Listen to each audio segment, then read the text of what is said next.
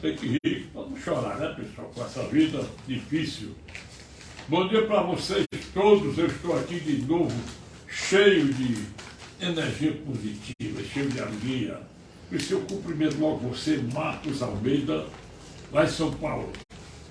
J. Evangelista, você aí, Aderbal Bezerra, você voltou a me assistir, né? Faltudino Boy, o Eduardo Monte do Rio de Janeiro também me assiste. Falta a Cássio Leandro Viana, meu sobrinho. Eu acho que você já é major do exército, né, Leandro? Bom dia para você do Rio de Janeiro, né?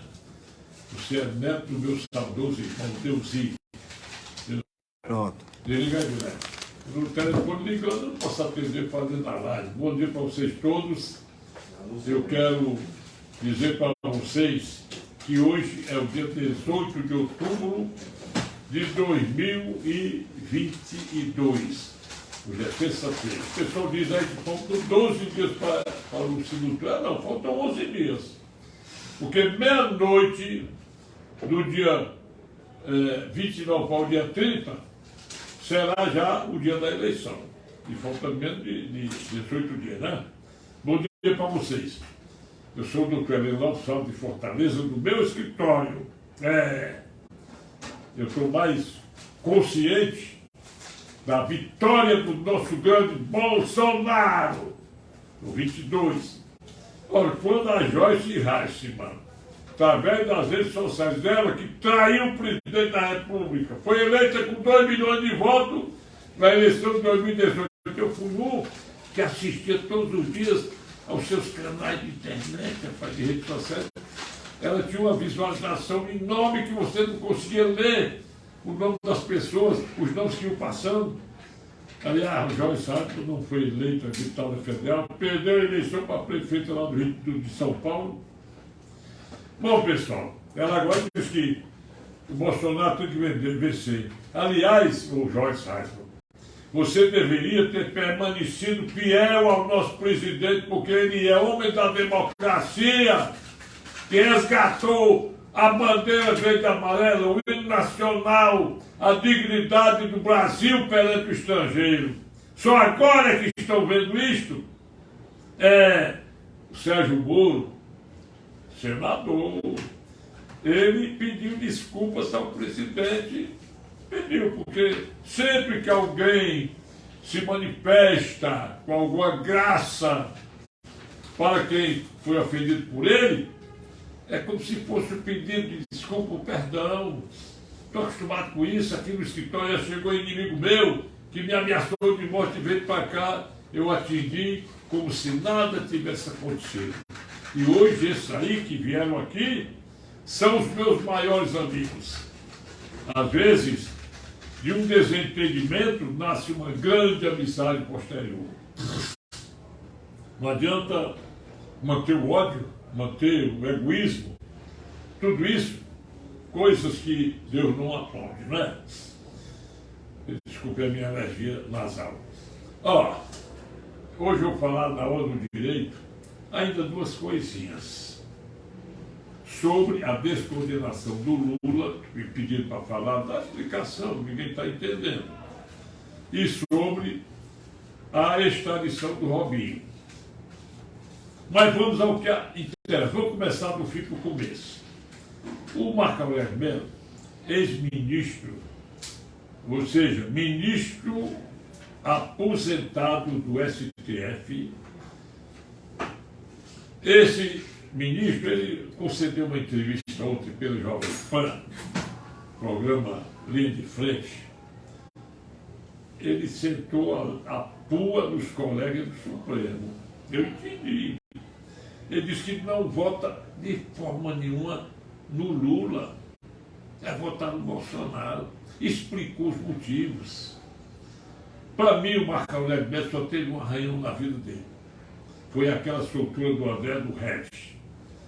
Aquele habeas corpus, meia-noite, foi muito longe, mas ele já se limpou comigo, porque ele reconhece que o nosso presidente prega o direito à democracia, o direito de liberdade, a expressão, a comunicação. Bom, eu vou começar pelo fim, porque eu quero ir devagarinho, porque a minha agenda é de cabeça, viu? É de cabeça.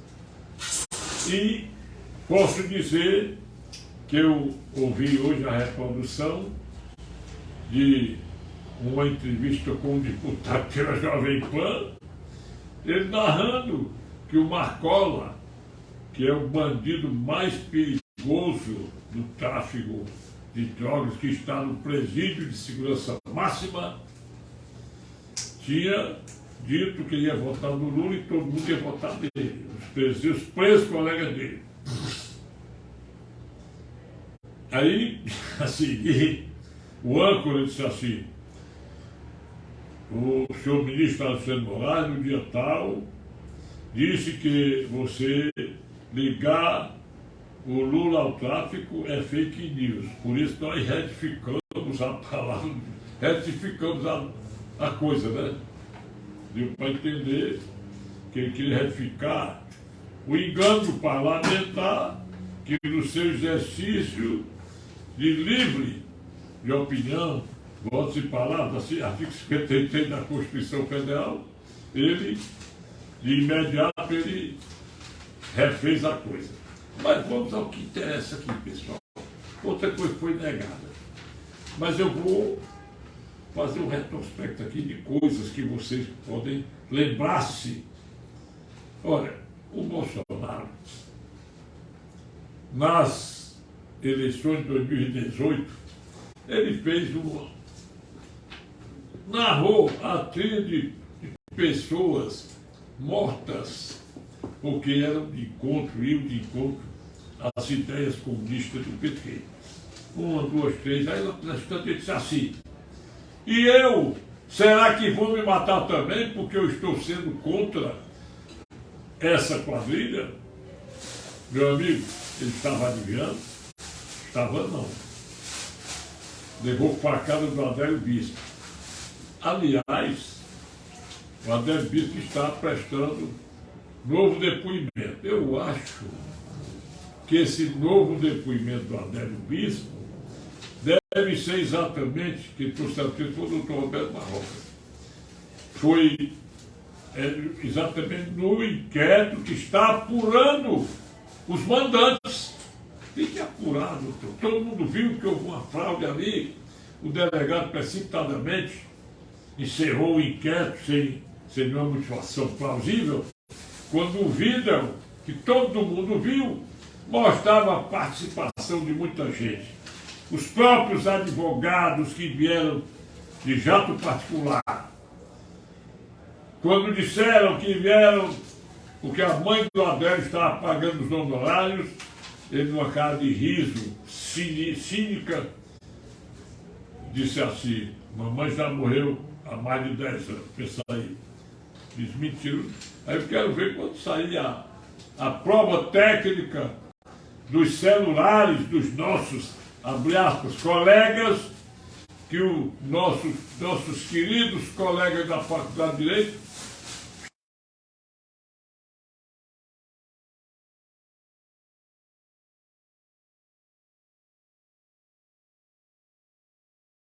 ainda vou ligar para ela para dizer que não liga. Aí, é horrível. Aí, aquela Mayra Cabrini, parece que é vice da Simone Tebet, também começou a espalhar o caso daquele Roland Maria de Pinto, que era uma pessoa de confiança do Lula, que disse: me dá 12 milhões, que senão eu vou lhe delatar que você é autor da execução, do mando da execução do Celso Daniel. Bom, e depois também, só ilustrando aqui a coisa, vocês sabem que veio, a gente vê nas redes sociais uma relação de pessoas que foram contra o Bolsonaro, jornalistas, cantores, radialistas, o diabo. Fulano fez isso, depois morreu. Fulano, inclusive, um que eu vou dizer o nome com pena, aquele Major Olímpio, Ele era eu reputava um homem de bem, saudável, muito a voz forte. Tinha até uma live dele dizendo que você vai levar bufetada, não sei o que, na cara, seu filho dessa, daquele outro. E depois ele morreu. O cara tão cheio de saúde, de repente morreu. Agora veja uma coisa. Bené, olha só, Bené. Aí, morreu. Mas aí, quando é agora, a gente que assistiu o Lula com a sua fantasia branca, que nunca foi visto em branco, isto a conselho da Simone Tebet, subiu o complexo de favela do Alemão, que eu já andei lá pelo Alemão quando não era alemão, era a favela de Manguinhos, favela de Bom Sucesso, favela de Mangueira, favela do Andaraí, ali no Rio de Janeiro. Inclusive eu tive um irmão que se mudou para o Rio e foi morar numa favela, porque depois é que ele se firmou, né? E ele dizia assim, chamou o cara, o chefão lá, e disse, olha, isso aqui é meu irmão, na Rua Arapá, favela de Bom Sucesso. Aí eu ficava com medo de subir e descer o morro. Então o Lula andando, e ele descaradamente com o boné, PTX, parece que era, ou PX, tem um negócio assim. Sei que o boné é de uma facção perigosa que é o PCC, é quem domina o mundo alemão.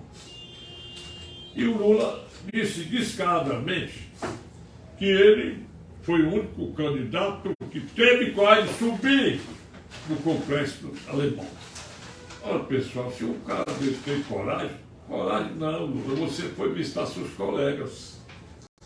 Agora eu queria que o senhor Luiz Inácio Lula da Silva subisse no Morro do Alemão e chegasse lá para o chefe, falou, rapaz, vamos fazer um negócio aqui, quanto é que o pessoal está pagando aí a título de pedágio. Todo mundo sabe que dentro de uma favela, o comandante do tráfico dentro da favela recebe pedágio das famílias. Você trabalha, tem que pagar tanto, tem vezes que é por semana. Aqui em Fortaleza já tem isso. Eu tenho um cliente meu que mora numa favela, ele diz que mora tranquilo, porque ele paga o pedágio, ninguém entra na favela, sem ser conhecido, sem ter a permissão do chefe. Por que o Lula não combate isso? Aí ele vai dizer, quem construiu presídios de segurança máxima, presídios federais, fui eu, Chico. Mas por que você não mandou o Marcola para lá? Os presos de alta periculosidade? Quem mandou foi o Bolsonaro. E tranquilizou mais um povo. O Marcola é um deles. Agora vejamos aqui. Nós temos as duas maiores favelas do Rio de São Paulo. Heliópolis é a primeira, maior. A seguinte tem Paraisópolis.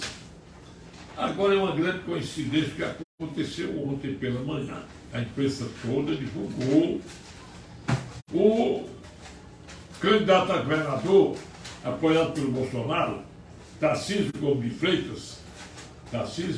de Freitas, ele foi fazer uma palestra lá, um contato lá, uma caminhada por lá, porque lá também mora muita gente, muitas famílias residem em favelas, gente sofrida, gente até comerciante rico, que precisa vir na favela e pagar o pedágio ao chefe lá, porque é melhor ter tranquilidade com o domínio do pessoal que tem fuzis, metralhadoras, revólveres, AR-15, do que sair para negociar, comerciar lá na Avenida Paulista, na Avenida Antônio Carlos, qualquer canto, porque é muito mais perigoso do que viver na gaveta dos traficantes.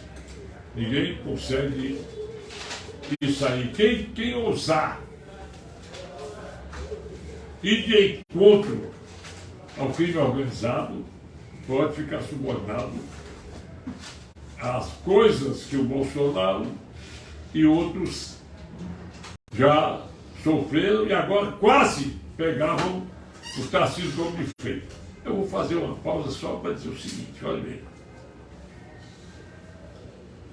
Quando se combate o crime organizado, a gente entra no perigo. Perigo, ninguém usa. Aí eu pergunto, por que o PT tem toda essa liberdade de subir o morro, o Lula subiu o morro sem segurança, andar e ainda bater nos peitos e dizer que é o único que tem quase, você não tem quase, você foi visitar os colegas. E de por quê? Sabe por quê? Quem conhece a coisa, eu me lembro, eu já era homem de 49, 50 anos, quando o Lula, mais o Hugo Chávez, mais o Fidel Castro e um representante das Forças Armadas Revolucionárias Colombianas fundaram o Foro de São Paulo. O Foro de São Paulo é uma espécie de pessoas comungadas para a eleição de pessoas da esquerda patrocinados pelo narcotráfico e por dinheiro sujo. Isso aí também recentemente estourou lá em Madrid, quando prenderam Hugo Armando Carvajal, o Pollo. Esse cara era general do exército venezuelano, da inteligência do Maduro, é o ditador da Venezuela. E ele teve que fugir porque ele derramou toneladas de drogas nos Estados Unidos, foi pegado na Espanha e ainda hoje está por lá, porque lá também o Partido Comunista, apoiado pelo Lula, ainda mantém o cara lá. A extradição tem sido difícil pelos expedientes da defesa e a má vontade da justiça espanhola. Isso aí a Cristina Segui, jornalista que faz a cobertura para todo mundo em espanhol. Eu não vi a Cristina ser reportada da voz dela nas redes sociais contando a vida do Hugo Carvajal. É o Pollo. Ele tem medo de ir para os Estados Unidos porque estão negociando se ele deve cumprir uma pena de prisão perpétua ou a pena da Espanha. No Brasil ele não podia cumprir mais do que 30 anos, porque o artigo 121, parágrafo 2º e 3º, não permitem pena maior do que 30 anos, artigo 157, parágrafo 3º também, que é o latrocínio. E também, quando as penas passam de 30 anos, você está condenado, como o Sérgio Cabral, condenado a muitas penas, já está com os 300 anos de pena, é só requerer ao juiz que ele é obrigado a conceder a unificação das penas. Artigo 75 do Código Penal unifica as penas para que ele só cumpra 30 anos de reclusão. Tal como aquele bandido da luz vermelha, não é o Carol Chadwick, o ladrão, como é o nome que ele era, que cumpriu 30 anos exatos. Olha, enquanto no Brasil existe essa figura do limite de penas que são pesadas, mas não são cumpridas, porque o prêmio da Revolução, prêmio mesmo, foi a modificação da lei de execução penal pelo saudoso João Batista Figueiredo, general do Exército, que era o único presidente da Revolução, quando ele fez uma modificação na lei de execução penal, modificando a regra dos artigos 112, 113 e seguinte da lei de execução penal, criando a facilitação do pessoal que está preso, a progressão de regime, que já era contida no artigo 33 do Código Penal, mas era uma progressão, mas que se cumpria a pena no regime previsto no Código Penal, não era essa frouxidão da legislação penal. Negócio diferente, né? Bom, então sofreu Tarcísio Gomes de Freitas atentado. Porque querem modificar a história. Quer dizer que não houve atentado, que foi me desculpe, infeliz coincidência. Houve tiroteio lá, uns 50 metros, mas já ouvi, foi o repórter Daniel Liana, na Rádio Jovem Pan, ele disse um bocado de coisa. Você tem medo, ele está dizendo que tem medo. Disse que uma pessoa lá informou que andou gente lá por perto perguntando se havia alguma reunião, onde é que o candidato ia se hospedar e tudo, que negócio todinho. Chegaram até a metralhar uma caminhoneta van escolar. Agora a sorte é que a polícia chegou rápido e matou um dos bandidos. As câmeras de segurança estão sendo bem examinadas. Vamos ouvir o que a autoridade policial vai concluir no seu inquérito policial, porque tudo é investigação, ninguém pode cogitar de atentado, mas não é cogitar, é ter uma noção de ter havido ou não atentado, ser a situação banal da favela Paraisópolis, que é a segunda maior do estado da cidade de São Paulo, entendeu? E que lá é um ninho de bandidos misturado com as famílias. Os bandidos não são o mesmo número das famílias, mas tem a predominância porque eles têm armas, têm dinheiro, eles vivem do tráfico, que eles têm armas tão pesadas que podem derrubar até helicópteros e aviões. Então é isso que eu quero ver, o que vai dar. Agora, nós temos que ver que o Fernando Haddad, que é do PT, nunca recebeu reprimenda alguma. Nenhum candidato do PT recebeu nada. Aí nós pegamos aí o nosso grande Tarcísio Gomes de Freitas, homem de bem, que foi até no governo da Dilma, mas não se imiscuiu na roubalheira daquela quadrilha que dominou o Brasil, eu vou dizer por 16 anos, porque o Michel Temer era um puxadinho do PT, se elegeu com os votos do PT, e também foi denunciado criminalmente, só não foi afastado do cargo porque a Câmara não aprovou, como fez o Arthur Lira agora com o Daniel Silveira, e nesse puxadinho ele, quando saiu do governo, foi preso e agora está tranquilo, livre, leve e louco, tal como o Renan Calheiros, que é o perpétuo, é o de mandato infinito à custa do povo sofrido de Alagoas. Berço daquelas coisas que vocês ouvem todos os dias. Berço do Paulo Dantas, que desviou 53 milhões dos cofres públicos para funcionários fantasmas. Berço desses amigos do Lula, que estão logo o Paulo Dantas, teve confirmado o seu afastamento por 10-2 pelo colegiado especial do STJ. Estava lá o Lula dizendo que ele foi vítima, igualmente ao que aconteceu com o Lula, que se diz 1000 vezes inocente, o maior mentiroso bandido que quer mais uma vez voltar à cena do crime. Se a Globo critica porque o Sérgio Moro estava com o Bolsonaro no dia do... no dia em que... Eu fico... Boa, Bené! Desliga! É o doutor Tom. É só desligar. Tá, diga. Se o Sérgio Moro foi eleito senador com a votação estupenda lá do Paraná, foi, que nem tem nenhuma mancha contra o Sérgio Moro, nem contra o Bolsonaro. Estão censurando. Por quê? Que a Globo não disse que o Lula deveria convidar para assistir, dar-lhe assistência moral e psíquica no dia do debate.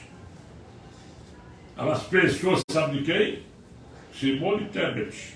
O que ela disse dele? Por causa de coisa, né? Depois virou para ele.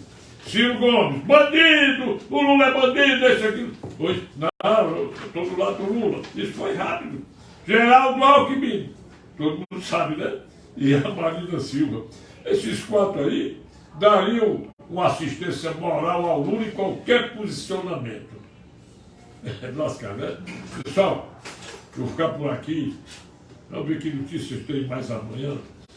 Existem mais outras coisas, todo mundo divulga. Eu gosto mais só do frégio, como diz o outro. A palavra frégio não existe, sabia? É do verbo frigir. Eu frijo, tu freges, ele frege. Nós frigimos. Vós frigis, eles fregem. É um verbo regular. Da terceira declinação. Bom, pessoal, agora eu vou entrar no assunto aqui, olha. Primeiro, a extradição do Robinho é impossível.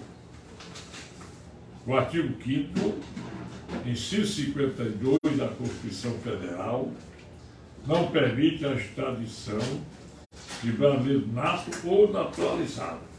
Agora, se o naturalizado tiver sido submetido ao processo criminal ou praticado crime antes da naturalização, aí ele pode ser extraditado. Mas o Robinho não tem perigo de ficar no Brasil, não pode ser extraditado, pode cumprir a pena aqui.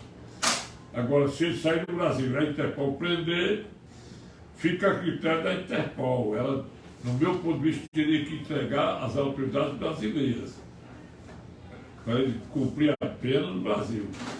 Mas ninguém sabe qual é o contrato existente entre a Interpol, Brasil e Itália, ninguém sabe.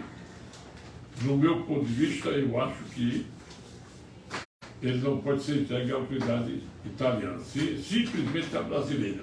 Mas por onde está no Brasil não pode ser extraditado. Outra coisa que me pediram foi a respeito. O computador chegou, não? Não.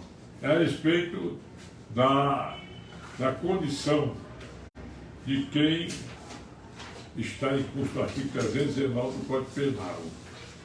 Falar disso aí, prevaricação, eu estou feio de dizer, retardar a prática, o servidor público retarda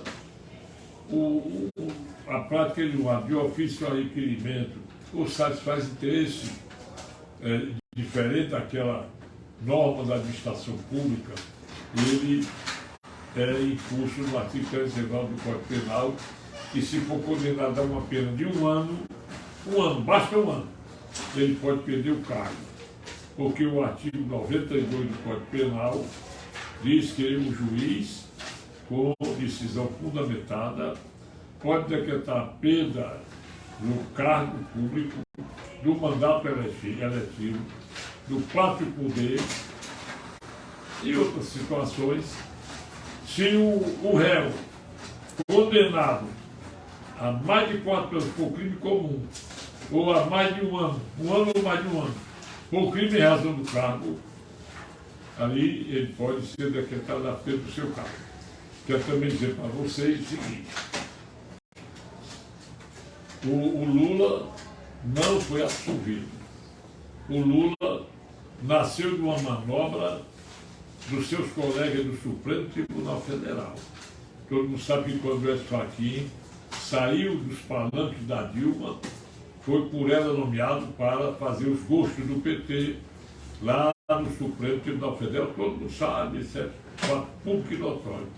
O ministro Marco Aurélio de Mello, ele criticou também o fato da incompetência absoluta, entre aspas, que levou o Supremo decretar a nulidade de todos os processos do Lula, que a primeira canetada foi do Edson Fachin. Ele disse lá: olha, os processos da Lava Jato tiveram indício, os crimes, lá em Londrina, no Paraná. A primeira situação criada pelo desvio de verba pública praticada no governo do Lula, governo do PT, foi em Londrina, no Paraná, nas refinarias de lá, não sei o que e tal. Aí, o que é que acontece? Vou dizer para vocês, precisa de olhar a competência lá dos artigos 69 seguidos do Código de Processo Penal até os 74, 75. Olha lá, quando o crime é praticado, vários crimes, que nós temos chamado concurso de crimes. É o concurso material, artigo 69 do Código Penal. Temos o concurso formal, artigo 70. E o crime continuado, que é do artigo 71 do Código Penal. Quando o crime ele tem várias ramificações, é praticado em Natal, outro em Fortaleza, outro no seu... Esse concurso de crimes, entendeu? De pessoas, que é o artigo 29 do Código Penal, e o concurso material de vários crimes, de mesma espécie ou não, esses crimes, a primeira comarca que toma conhecimento do fato e instaura a investigação, ela se torna competente para todos os crimes que forem praticados por essa quadrilha. Então eu posso chamar de quadrilha, está na cara.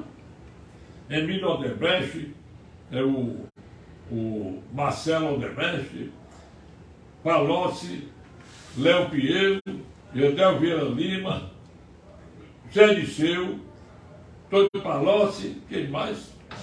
Três, Delúbio Soares, todo mundo é do PT. Então, por que nulificar todos os processos do Lula por essa causa? Quer dizer, o ministro Marco Aurélio de Mello, eu ouvi atentamente a palavra dele, mostrando a falta de respeito à inconstitucionalidade praticada permanentemente, especialmente pelo ministro Alexandre de Moraes e com a parceria dos seus colegas, menos dois, André Mendonça e Cássio Nunes Marques. Agora mesmo eu vi o Rosa Weber mandando notificar para isso, para aquilo. Ó pessoal, a gente se for passar um dia falando nas coisas requeridas pelo Randolfo Rodrigues, pelo pessoal do PT, pessoal esquerda, os comunistas, o pessoal que apoia o Maduro, que vive elogiando o Daniel Ortega, ditador da Nicarágua, aí nós ficamos doidos. Agora veja uma coisa a mais. O Lula se reuniu com padres da Igreja Católica. Aí eu pergunto, está presente tudo o que eu já disse? Aquela teoria da libertação que infiltra comunistas no sacerdócio e nos evangélicos. Quer dizer, será que esses padres que estão apoiando o Lula são os mesmos que foram, os mesmos que eu digo, da mesma índole daqueles que o Daniel Ortega está mandando prender, expulsar da Nicarágua, sequestrar e tudo, igrejas católicas fechadas. Então nós temos essa facção dos padres, facção de evangélicos, eu digo facção, que quem apoia o pessoal do PT, os comunistas que pregam o aborto, qual é o padre de respeito católico que prega aborto? Qual é o evangélico que prega aborto? Qual é o evangélico que prega a regulamentação da palavra do cidadão, das mídias sociais? Qual é o cidadão que prega a regulamentação dos meios de comunicação?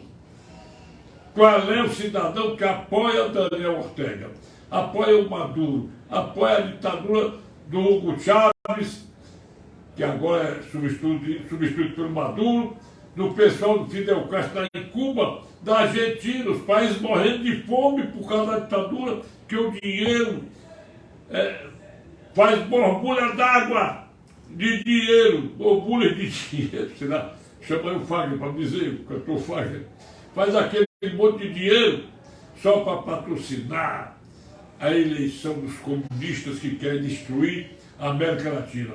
Mas nós estamos com o maior democrata do mundo, o homem que resgatou a dignidade, a economia, botou o Brasil em dia, com deflações, gasolina mais barata do mundo, 22, Bolsonaro, número 22.